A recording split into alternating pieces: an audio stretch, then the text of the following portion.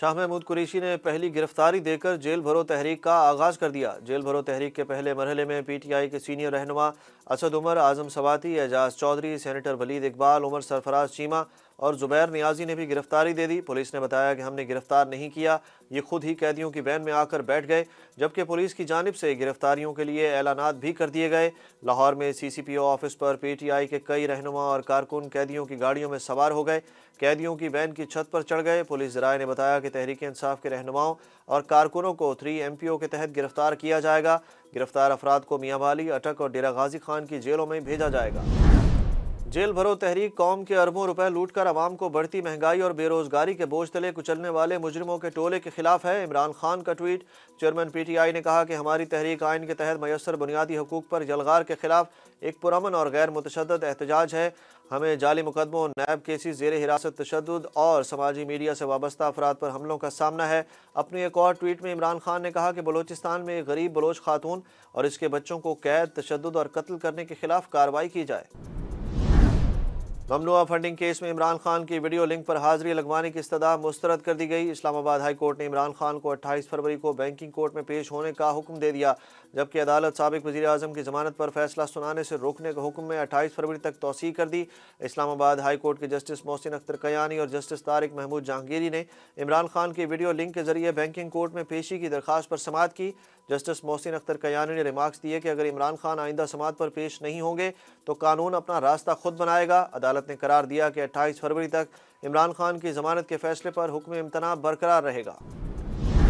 وفاقی کابینہ نے کفایت شاری اقدامات کی منظوری دے دی۔ ملکی موجودہ معاشی صورتحال کے پیش نظر تمام وفاقی وزراء نے رضاکارانہ تنخواہیں، الاؤنسز اور مراد نہ لینے کا فیصلہ کر لیا۔ اجلاس میں فیصلہ کیا گیا کہ کابینہ کے کوئی ممبر اور حکومتی افسر بزنس کلاس میں سفر نہیں کرے گا، جبکہ کابینہ اراکین اور سرکاری افسران 5 سٹار ہوٹل قیام نہیں کریں گے۔ سرکاری تقریبات میں ڈنر اور لنچ میں سنگل ڈش ہوگی۔ وفاقی وزراء یوٹیلیٹی بلز اپنی جیب سے ادا کریں گے۔ وزیر اعظم شہباز شریف کا کہنا تھا کہ پوری قوم اس وقت بڑے کرب اور کڑے امتحان سے گزر رہی ہے، مخلوط حکومت آسان بات نہیں ہے۔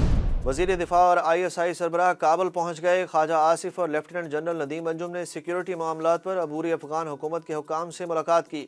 دفتر خارجہ پاکستان نے بھی تصدیق کر دی۔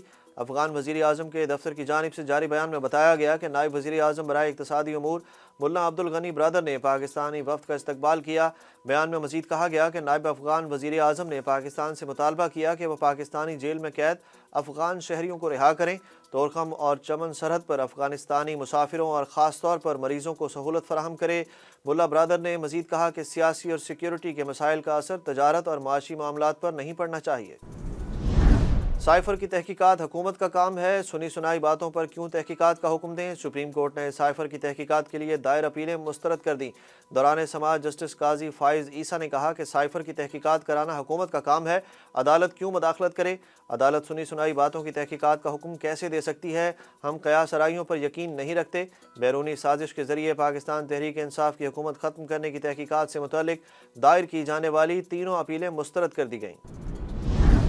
الیکشن کمیشن کی صدر مملکت ڈاکٹر عارف علوی کے خط پر آئینی ماہرین سے مشاورت مکمل ہو گئی۔ اٹارنی جنرل نے بھی صدر مملکت کے خط پر الیکشن کمیشن کو اپنی تجاویز سے آگاہ کر دیا۔ ذرائع کے مطابق اٹارنی جنرل نے اعتراض عائد کیا کہ صدر کو الیکشن کی تاریخ دینے کا اختیار نہیں، گورنر الیکشن کی تاریخ دے سکتے ہیں۔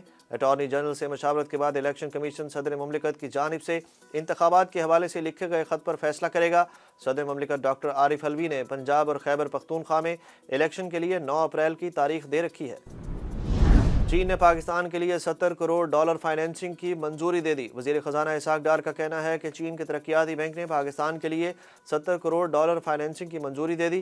وزیر خزانہ اسحاق ڈار نے ٹویٹ میں بتایا کہ اسٹیٹ بینک آف پاکستان کو یہ رقم اسی ہفتے موصول ہونے کی توقع ہے۔ رقم ملنے سے پاکستان کے زیر مبادلہ ذخائر میں اضافہ ہوگا۔ پاکستان اور چین کے ترقیاتی بینک کے درمیان معاہدہ گزشتہ ہفتے طے پایا تھا۔ پشاور ہائی کورٹ نے الیکشن کمیشن سے صوبے میں انتخابات کا شیڈول طلب کر لیا۔ پشاور ہائی کورٹ میں جسٹس اشتیاق ابراہیم اور جسٹس ارشد علی نے پی ٹی آئی کی جانب سے خیبر پختونخوا اسمبلی کے لیے بروقت انتخابات سے متعلق کیس کی سماعت کی۔ سماعت شروع ہوتے ہی جسٹس ارشد علی نے کہا کہ صدر مملکت نے تو صوبائی اسمبلیوں کے لیے انتخابات کی تاریخ دے دی ہے، اب گورنر تاریخ دیں، آپ کو تو دو مختلف تاریخیں نہیں مل سکتی، بلکہ اب ہم الیکشن کمیشن سے پوچھیں گے کہ اس کی کیا حیثیت ہے اور کب الیکشن شیڈول جاری کریں گے۔ الیکشن کمیشن وکیل نے عدالت کو آگاہ کیا کہ آج کے اجلاس کے بعد کوئی واضح موقف سامنے آ سکے گا۔ عدالت نے الیکشن کمیشن سے جواب طلب کر کے سماعت 28 فروری تک ملتوی کر دی۔ صرف پنجاب کے حلقوں میں ضمنی الیکشن کا عمل معطل رہے گا، حکم امتناعی کا اطلاق دوسرے صوبوں کے مستعفی ایم این ایز پر نہیں ہوگا۔ لاہور ہائی کورٹ نے الیکشن کمیشن کی جانب سے پی ٹی آئی کے ارکان قومی اسمبلی کو ڈی نوٹیفائی کرنے کا حکم معطل کرنے کا تحریری فیصلہ جاری کر دیا۔ تحریری فیصلے کے مطابق لاہور ہائی کورٹ صرف پنجاب سے تعلق رکھنے والے P T I M N As کا کیس سنے گی۔ حکم امتناع بھی پنجاب کے ایم این ایز کے لیے ہوگا، جبکہ دیگر صوبوں کے ایم این ایز متعلقہ ہائی کورٹ سے رجوع کر سکتے ہیں۔ عدالت نے درخواست سماعت کے لیے منظور کرتے ہوئے اسپیکر قومی اسمبلی اور الیکشن کمیشن سے 7 مارچ تک جواب طلب کر لیا۔ بارکھان واقعے کے خلاف مقتولین کے رشتہ داروں اور مری قبیلے کا میتوں کے ساتھ کوئٹہ میں دھرنا دوسرے روز میں داخل ہو گیا۔ مظاہرین نے وزیر اعظم کی آمد تک تدفین نہ کرنے کا اعلان بھی کر دیا۔ واقعے کا اب تک نہ مقدمہ درج ہوا، نہ ہی مقتولہ خاتون گراں ناز کے بچے مل سکے۔ مظاہرین نے چیف جسٹس پاکستان عمر عطا بندیال سے واقعے کا از خود نوٹس لینے کی اپیل کی۔ مظاہرین نے بلوچستان کے وزیر عبدالرحمان کھیتران کو گرفتار کر کے واقعے کی جوڈیشل انکوائری کرانے کا مطالبہ کر دیا۔ دوسری جانب مقتولہ کے 5 بچوں کی بازیابی کے لیے کوئٹہ پولیس نے عبدالرحمان کھیتران کے گھر پر چھاپہ مارا، مختلف حصوں کی تلاشی لی، تاہم کوئی بازیابی عمل میں نہ آ سکی۔ وزیر داخلہ بلوچستان میر ضیاء لانگو نے بارکھان واقعے میں مغویوں کی بازیابی کے لیے سیکیورٹی اداروں کو مراسلہ لکھ دیا۔ ڈالر کی بڑھتی قیمت میں آج کمی ہو گئی۔ انٹر بینک تبادلہ مارکیٹ میں $1 61 پیسے سستا ہو کر $261.90 پر بند ہوا۔ دوسری جانب سٹاک مارکیٹ میں آج کاروبار میں تیزی رہی۔ KSE 100 انڈیکس میں 217 پوائنٹس کا اضافہ، انڈیکس 41,000 کی سطح عبور کر گیا۔ ملتان میں آج PSL 8 کا آخری مقابلہ، کراچی کنگز کا ٹاس جیت کر ملتان سلطانز کے خلاف بولنگ کا فیصلہ۔ اماد وسیم کی کپتانی میں کراچی کنگز اب تک PSL میں 4 میچ کھیل چکی، جس میں سے اسے صرف 1 میچ میں کامیابی ملی۔